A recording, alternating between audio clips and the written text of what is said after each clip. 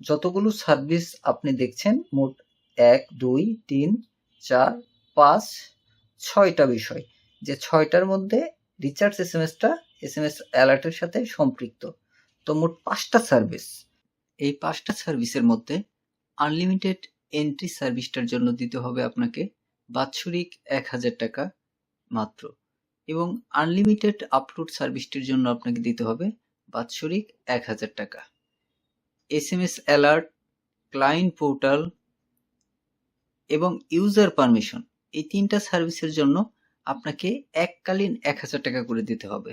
অর্থাৎ এই 3টা সার্ভিস একবারই আপনাকে পেমেন্ট করতে হবে, শুধুমাত্র আনলিমিটেড এন্ট্রি এবং আনলিমিটেড আপলোড এই 2টা সার্ভিসের জন্য আপনাকে বাৎসরিক পেমেন্ট করতে হবে। তবে একটা বিষয় মনে রাখা ভালো, আনলিমিটেড কেস এন্ট্রি বা আনলিমিটেড এন্ট্রি এই সার্ভিসটা কিন্তু বেসিক সার্ভিস।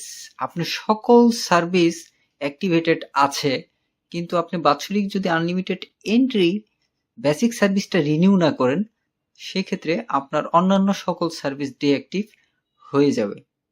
বেসিক সার্ভিসটা সব সময় ঠিক থাকবে এবং বাকি যত সার্ভিস আছে এগুলো ব্যবহার করতে আপনি বাধ্য নন। আপনার প্রয়োজন বোধ করলে ব্যবহার করবেন, আর যদি আপনি প্রয়োজন বোধ না করেন আপনি ব্যবহার করতে বাধ্য নন।